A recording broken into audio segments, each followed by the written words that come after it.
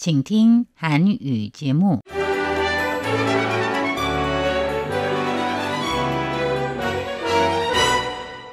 안녕하십니까? 중화민국 국제방송 타이완에서리 RTI 한국어 방송입니다. 화요일 방송은 간추린 뉴스 대만 주간신보 타이페이 토크의 순으로 이어집니다.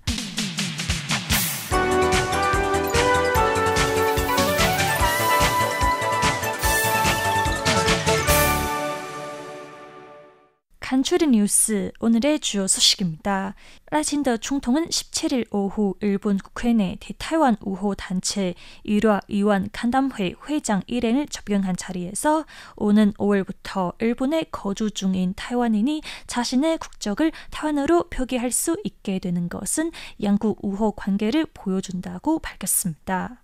2023년 3월 중국 방문 중에 영행 수감된 중국계 타이완 출판인 푸차 씨가 지난 2월 17일 상하이에서 공개 재판을 받았다고 중국 국무원 타이완 사무방공실은 어제 17일 밝혔습니다. 이와 관련 중화민국 대륙위원회 위원장은 오늘 18일 이 사건의 재판 과정은 모두 비밀리에 불투명하게 진행돼 외부에서는 양측의 변론 내용 등 정보를 알 수 없다며 당사자의 사업적 인권을 보호했다는 중국 측의 발언은 모두 거짓말이었다고 지적했습니다. 중화민국 외교부와 타이완 아시아재단이 공동 주최하는 제8회 위산 포럼 이틀째인 오늘 18일 찰리거 중화민국 외교부 차관은 공급망 문제에 대응하기 위해서는 파트너 간 더 온건한 연계를 구축해야 한다고 강조했습니다. 중화민국 대륙위원회는 최근 타이완 해협 주변에서 군사훈련을 실시한 중국을 향해 지역의 평화와 안정을 파괴하는 영락 없는 트러블 메이커라고 비난했습니다. 첫 번째 소식입니다. 라이친더 총통은 17일 오후 총통부에서 일화 의원 간담회 회장 후루야 게이지 일행을 접견했습니다. 그는 이날 치사에서 일화 의원 간담회가 타이완 일본 관계 강화에 심력을 기울여 온에 대해 감사를 표했습니다.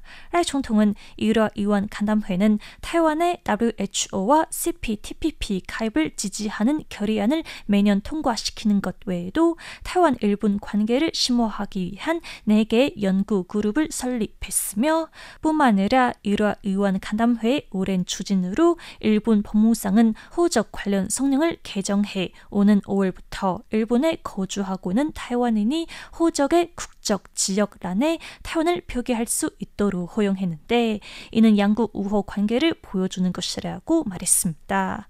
후루야 게이지 회장은 일본에 거주 중인 타이완인이 자신의 국적을 타이완으로 표기할 수 있도록 허용한 것은 외교적 문제가 아닌 타이완 국민의 인권이며 타이완에 대한 존중을 표현하는 최고의 행동이라고 강조했습니다.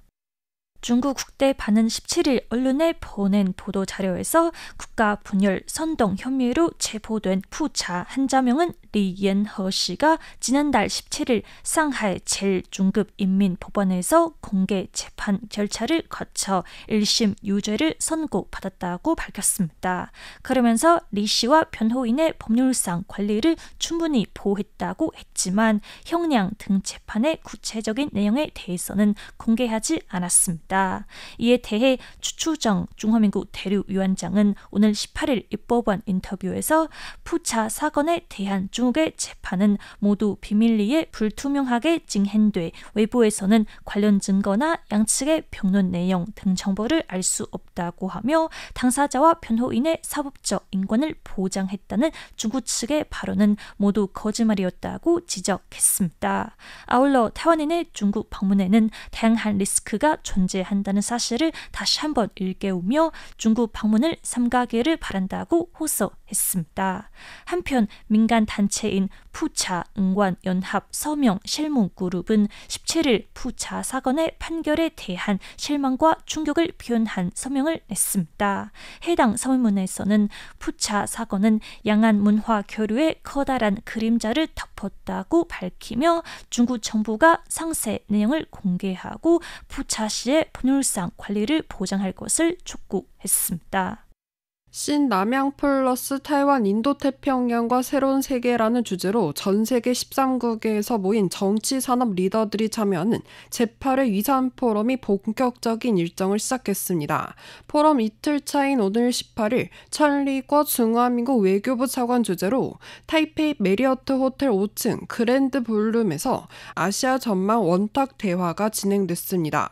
이날 원탁 대화를 주재한 천리궈 외교부 차관은 현재 지역과 글로벌 정세가 처한 도전에 대해 설명하며 타이완의 외교 정책과 구체적인 성과를 소개했습니다.